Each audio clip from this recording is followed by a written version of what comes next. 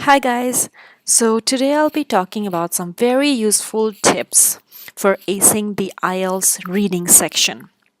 Now, for reading, I cannot teach you how to read and comprehend a passage, but I can give you some tips and tricks that you can practice every time you take a reading test, and I can guarantee you will ace it.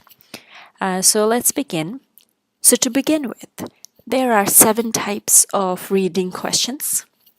Multiple choice question, which is when you read a passage and you would be asked a question and there would be 3 or 4 multiple choice to choose from.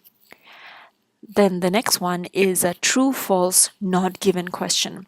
So for the true false not given question, you would be given some sentences and you would have to state if they're true, if they're false, or the information is not given in the passage.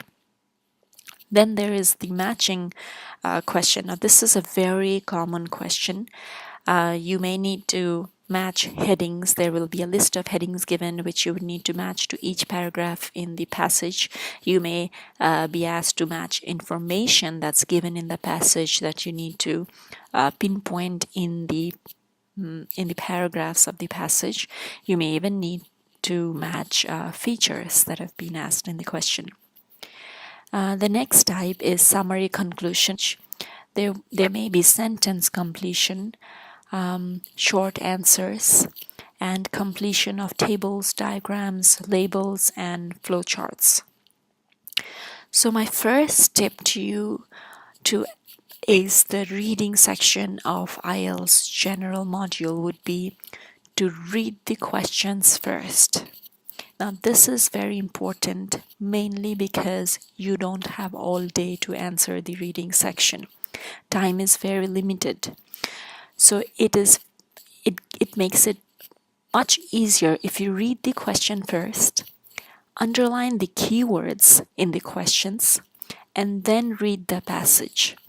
This will help you emphasize on those underlined keywords when you're reading the passage so that you can easily skim through the rest of the passage.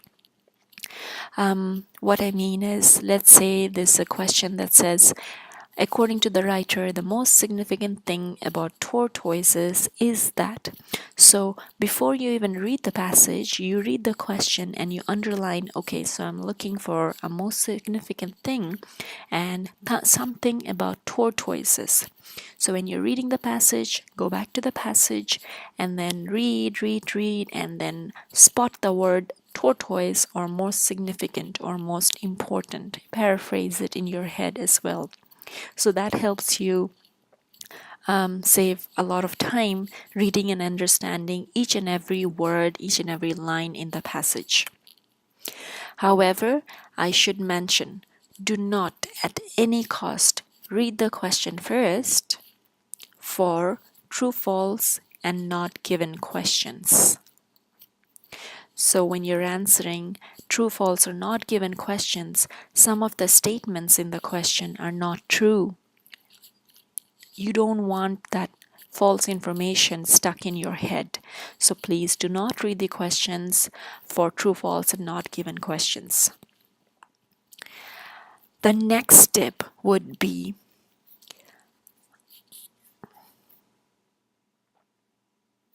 the next tip that I have for you is most answers are sequential. This means that the answers are generally in order. So put a tick mark wherever you have found an answer. Let's say I read the question and I come to this paragraph and I'm reading this paragraph and I find the answer to my first question. Put a tick mark right then. Be sure that the next answer to, let's say, a multiple choice question would be in the paragraph following this tick mark. So this is generally the case. The only exception to this would be matching questions, which may be matching headings or matching information or matching feature. So this really helps if you know that the answers are sequential and you put a tick mark and then read the question again and put a tick mark again, and then you know that the answer is going to be after the tick mark. It saves you time because you don't need to read the entire passage from the first to the last paragraph again. So don't spend time searching for it here and there. Okay, so the next strip is for the question type heading selection.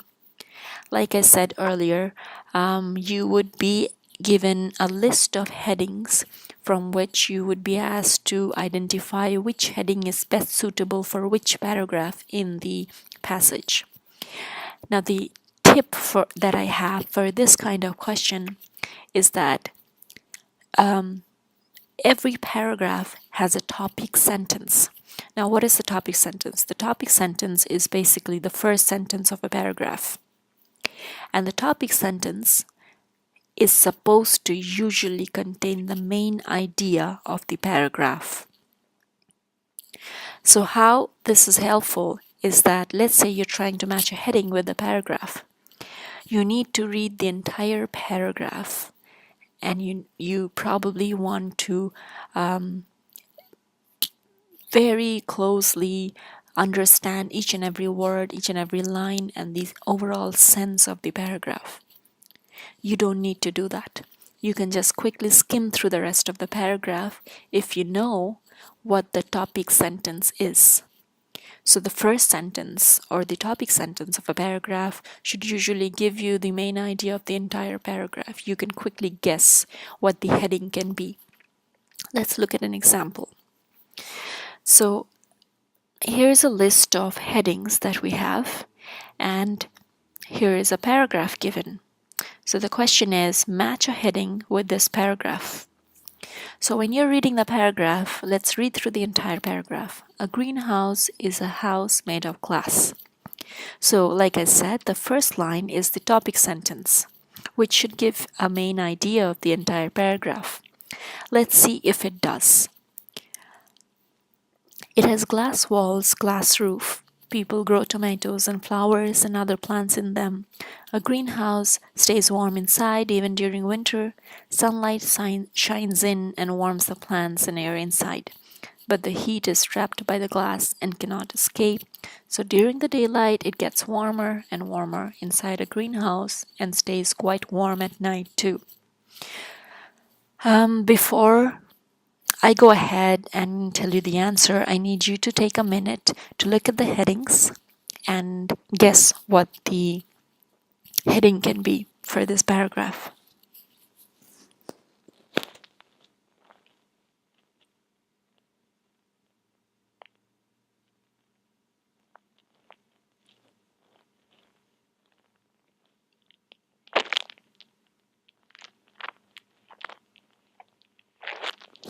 Okay, so I want to take you through each and every heading. Let's look at the first heading, temperatures on Earth. There's no talk about the temperatures of Earth here, so this is not a good fit here. What is a greenhouse? Well, they have explained the greenhouse here, so that can be a possibility. How is Earth a greenhouse? Once again, they don't talk about Earth here, so that's not a fit. Plants that grow in a greenhouse. Well, they do talk about plants here, warm the plants and air inside. People grow tomatoes and flowers and other plants in them. So that information is here. But remember that this is a heading matching question. It is not an information matching question, it's a heading matching question. So although this information is here, it's not necessary that that can be the heading of this entire paragraph, right? So that's a possibility. Let's look at the next one. Earth's atmosphere. No, they don't talk about the Earth here. Why people have greenhouses. No, once again, they don't talk about people or that, so that's irrelevant. So the only two things we do see here is what is a greenhouse and plants that grow in a greenhouse. These two information is there in the paragraph. But As I said earlier, we need to choose the correct heading, not the information. So now let's look at the topic sentence. So the topic sentence is, a greenhouse is a house made of glass.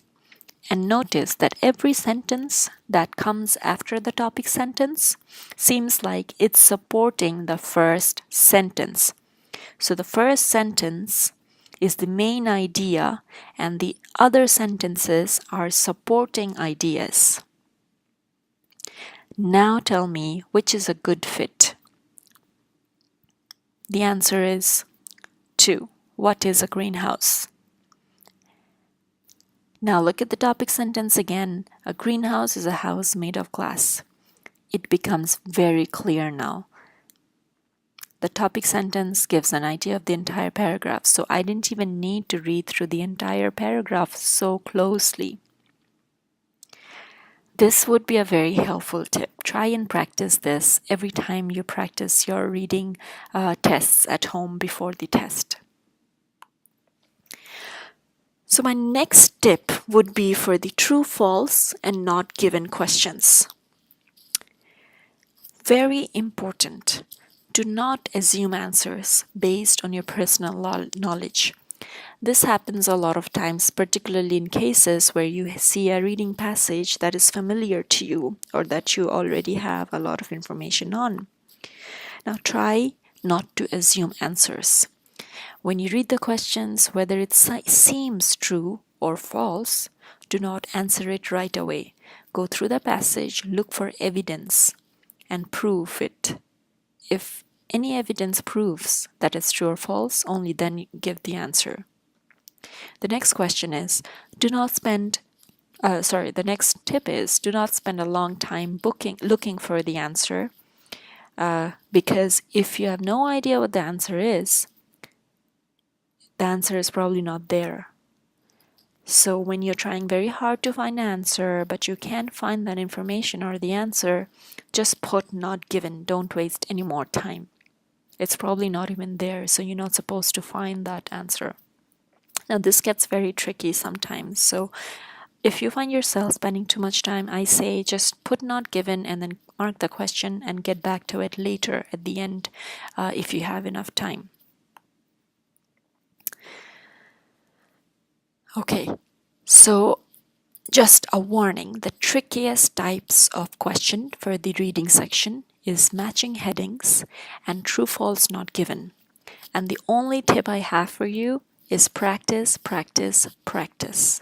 Practice as much as you can, and I can tell you, you'll be good.